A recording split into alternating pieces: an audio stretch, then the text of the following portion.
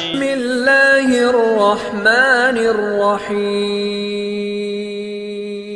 السلام علیکم ورحمۃ اللہ وبرکاتہ۔ اللہ تعالیٰ کی طرف سے قرآن پاک ہمیں گفٹ دیا گیا ہے، اور یہ بابرکت کتاب کے معجزے بھی اللہ تعالیٰ دکھاتا رہتا ہے تاکہ لوگوں کو پتہ چلے کہ یہ جو کتاب ہے یہ حق پر مبنی ہے۔ آپ نے مصر کے قاری عبد الباسط کا نام تو سنا ہوگا۔ یہ جب قرآن پاک کی تلاوت کرتے تھے تو ڈوب کر پڑھتے تھے، جو بھی ان کی آواز سنتا تھا وہ اشش کر اٹھتا تھا، اور سننے والے چاہتے تھے کہ قاری صاحب ساری زندگی ایسے پڑھتے رہیں اور ہم ان کو دیکھ کر سنتے رہیں، کیونکہ ان کی آواز میں تاثیر ہی اتنی تھی، ایسے لگتا تھا کہ ان کی رگوں رگوں میں قرآن پاک بس چکا ہے۔ یہ کافی اچھے اور مہربان شخصیت تھے۔ ایک بار یہ امریکہ کے اندر تشریف لے کر آئے۔ یہاں پر یہ مختلف محفلوں میں جا کر قرآن پاک کی تلاوت کیا کرتے تھے، اور ان کے چاہنے والوں کی تعداد پوری دنیا میں پائی جاتی ہے، اور یہ ان محفلوں میں جا کر کچھ بیانات بھی کر دیا کرتے تھے۔ اگر کوئی محفل میں لوگ عربی جاننے والے ہوتے تو یہ عربی میں باتیں سنا دیتے، اگر کوئی انگلش جاننے والے زیادہ ہوتے تو یہ انگلش میں باتیں سنا دیا کرتے تھے۔ اب یہاں پر محفل لگی ہوئی تھی تو کسی شخص نے قاری صاحب سے پوچھا، آپ قرآن پاک کافی دل و جان سے پڑھتے ہیں، کیا آپ نے اس کا معجزہ بھی دیکھا ہوا ہے؟ تو قاری صاحب نے اس شخص کو جواب دیا کہ میں نے قرآن پاک کا کوئی ایک معجزہ نہیں دیکھا ہے، میں نے قرآن پاک کے سینکڑوں معجزے دیکھے ہوئے ہیں۔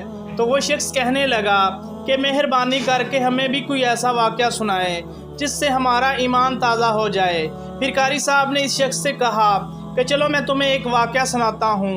یہ اس وقت کی بات ہے جب مصر کا صدر جمال عبد الناصر تھا۔ جس ملک کے صدر یا وزیر اعظم ہوتے ہیں وہ ہمیشہ دوسرے ملکوں کا دورہ کرتے رہتے ہیں تاکہ ان کے ساتھ تعلقات اچھے رہیں، اور ان سے کوئی چیزیں وغیرہ خریدنی ہوں تو یہ آپس میں ایک دوسرے کو دیتے رہتے ہیں۔ ایک بار انہیں بھی روس کا دورہ کرنا تھا۔ جمال عبد الناصر کو بتایا گیا کہ فلاں دن ہم نے روس جانا ہے، تو وہ دن بھی آن پہنچا اور یہ روس کی طرف روانہ ہو گئے۔ اس وقت روس کے اندر کمیونسٹ حکومت ہوا کرتی تھی اور اس کا دنیا کے اندر بول بالا ہوتا تھا۔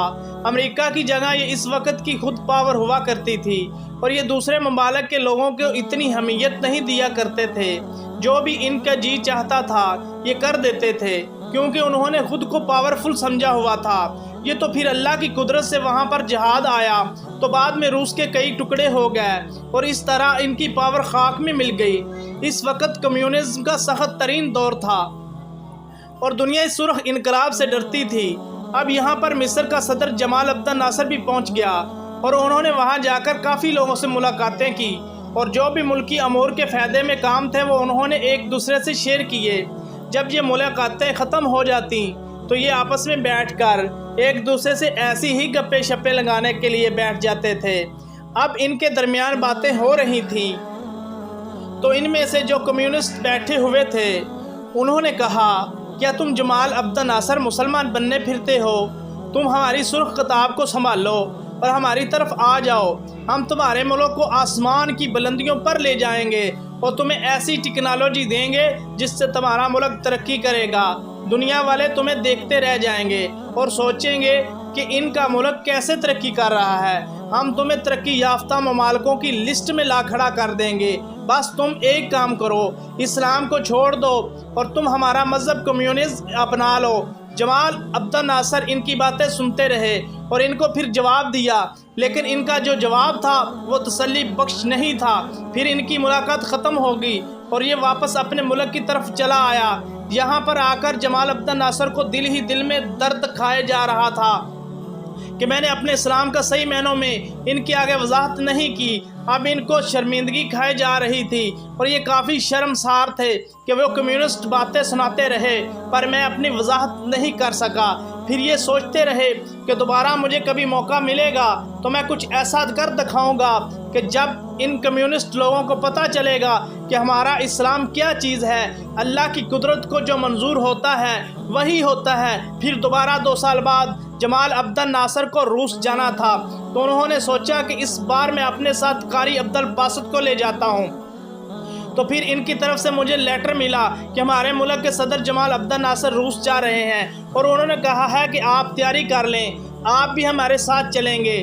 تو پھر مجھے جیسے ہی پتہ لگا تو میں نے بھی تیاری کرنا شروع کر دی، پر میں بہت بڑا حیران ہوا کہ مجھ جیسے لوگوں کو تو سعودی عرب، پاکستان، بنگلہ دیش، ایران، عراق یہاں پر ضرورت ہوتی ہے، کیونکہ ان ممالک میں زیادہ تر مسلمان بستے ہیں اور وہ قرآن پاک سننے کے لیے بلاتے رہتے ہیں، پر یہاں کیا ضرورت آن پڑی جہاں پر مسلمانوں کا تو بہت ہی کم نام و نشان ہے، جن کو اسلام کے بارے میں کسی چیز کا بھی علم نہیں تھا۔ اب میں یہی سوچتا رہا کہ پتہ نہیں میری وہاں پر کیا ضرورت پڑ گئی۔ پھر ہم یہاں سے روانہ ہو کر روس کے شہر ماسکو پہنچ گئے۔ یہاں پر آ کر جمال عبد الناصر نے مختلف لوگوں سے ملاقاتیں کی اور کمیونسٹ بندوں سے ملتے رہے۔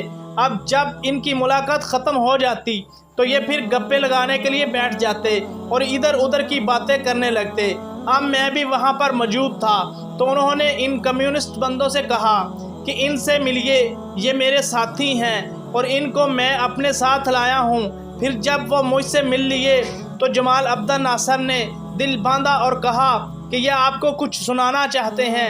تو انہوں نے پوچھا کہ یہ ہمیں کیا سنائیں گے؟ تو جمال عبد الناصر نے کہا کہ یہ آپ کو قرآن پاک کی تلاوت سنائیں گے۔ پھر ان کمیونسٹ لوگوں نے کہا کہ چلو ٹھیک ہے، پڑھ لیں۔ قاری عبد الباسط فرماتے ہیں کہ مجھے پھر اشارہ ملا کہ آپ پڑھنا شروع کیجئے، تو میں نے پھر پڑھنا شروع کیا اور میں نے قرآن پاک کی طٰہٰ سورت کا وہ رکوع پڑھنا شروع کیا جن کو سن کر حضرت عمر بن خطاب رضی اللہ تعالی عنہ ایمان لے آئے تھے۔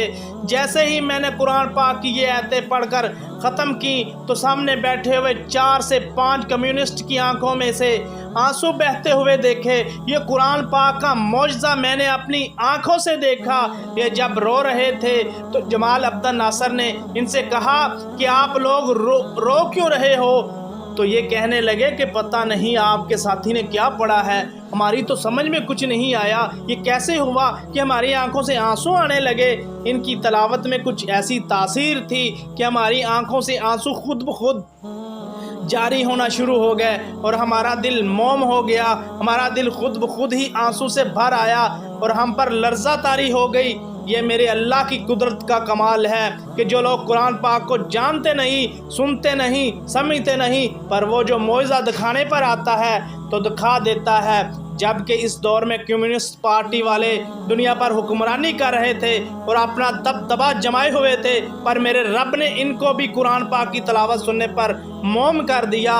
اور یہ کوئی عام کتاب نہیں ہے، یہ برحق ہے جو کہ ہمارے رب کی طرف سے ہم کو انعام کی صورت میں ملی ہے۔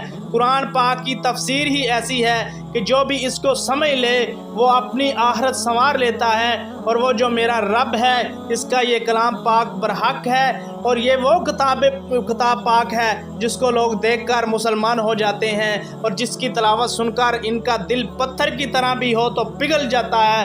اور آپ لوگوں کو دنیا اور آخرت کی کامیابی کے لیے 5 وقت کی نماز پڑھنی چاہیے اور ساتھ ہی قرآن پاک کی تلاوت کرتے رہنا چاہیے، اور یہی کتاب قرآن پاک آپ کی حفاظت فرمائے گا، کیونکہ بہت ہی جلد ہم واپس اپنے رب کی طرف لوٹ کر جانے والے ہیں۔